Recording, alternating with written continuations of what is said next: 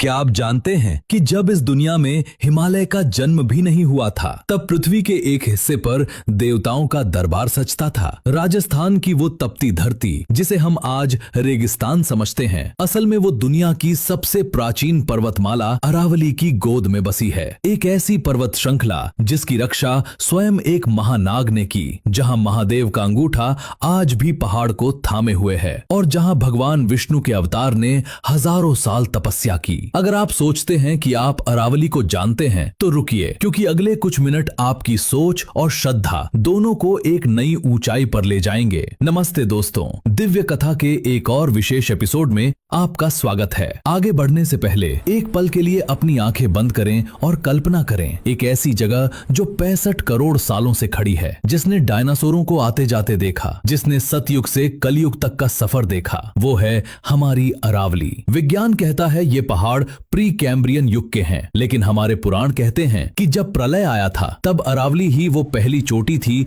जो समुद्र के ऊपर दिखाई दी थी। इसे पृथ्वी की नाभि भी कहा जाता है। चलिए चलते हैं त्रेता युग में। माउंट आबू, जिसे आज हम एक हिल स्टेशन मानते हैं, उसका असली नाम था अर्बुदाचल। महर्षि वशिष्ठ यहाँ अपनी गौ माता नंदिनी के साथ तपस्या करते थे। एक शाम नंदिनी चढ़ते चढ़ते एक गहरी और अंधेरी खाई में गिर गई। वो खाई इतनी गहरी थी कि उसका अंत पाताल तक था। ऋषि वशिष्ठ व्याकुल हो उठे। उन्होंने शिव की आराधना की। तब भगवान शिव ने अर्बुदनाग को भेजा। अर्बुदनाग ने एक ऐसा त्याग किया जो आज के युग में अकल्पनीय है। उन्होंने उस पूरी खाई को अपने विशाल शरीर से भर दिया ताकि नंदिनी ऊपर आ सके। ऋषि वशिष्ठ ने प्रसन्न होकर वरदान दिया कि ये पर्वत आज से तुम्हारे नाम अर्बुदाचल से जाना जाएगा। सोचिए दोस्तों, एक नाग का ऐसा समर्पण, क्या आज हम प्रकृति के लिए इतना भी त्याग कर सकते हैं? कमेंट्स में अपनी राय जरूर दें। कहानी अब उस मोड़ पर है जहां हम साक्षात ईश्वर के पद चिन्हों को देखेंगे। लेकिन उससे पहले, अगर आपको हमारे पूर्वजों का ये गौरवशाली इतिहास पसंद आ रहा है तो इस वीडियो को अभी लाइक करें। हमारे चैनल को सब्सक्राइब करना ना भूलें, क्योंकि ऐसी दिव्य कथाएं ही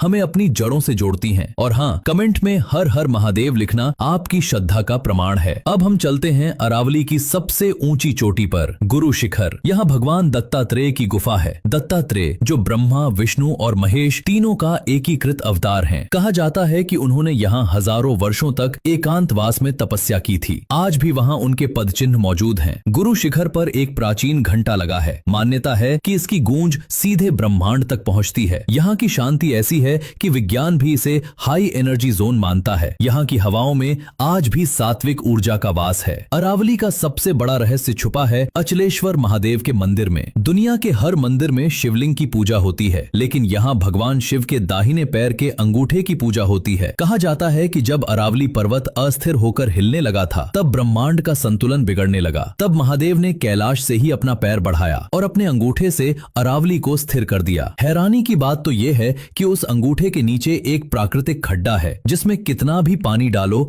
वो कभी भरता नहीं। वो पानी कहाँ जाता है, आज तक विज्ञान भी नहीं समझ पाया। क्या आप इसे चमत्कार मानेंगे या ईश्वरीय शक्ति? भक्तों, अरावली सिर्फ आस्था नहीं बल्कि अस्तित्व भी है। ये पहाड़ राजस्थान को मरुस्थल बनने से रोकते हैं। ये ऋषियों की तपोभूमि रही है, जहाँ महाराणा प्रताप जैसे वीरों ने शरण ली। यहाँ के हर पत्थर में त्याग, तपस्या और वीरता का इतिहास है। तो ये थी अरावली की वो दिव्य यात्रा जो हमें सिखाती है कि हमारी जड़ें कितनी गहरी हैं। ये पहाड़ हमें धैर्य, शक्ति और अटूट विश्वास की सीख देते हैं। अगली बार जब आप अरावली की इन वादियों से गुजरें तो श्रद्धा से अपना सिर जरूर झुकाइएगा, क्योंकि आप उस भूमि पर हैं जिसे देवताओं ने अपना घर चुना था। अगर आप चाहते हैं कि मैं राजस्थान के किसी और रहस्यमयी मंदिर पर वीडियो बनाऊं, तो उस मंदिर का नाम नीचे कमेंट करें। इस वीडियो को अपने परिवार के साथ शेयर करें ताकि हमारी आने वाली पीढ़ी भी अपनी संस्कृति को जान सके। मिलते हैं अगली दिव्य कथा में। तब तक के लिए जय श्री राम।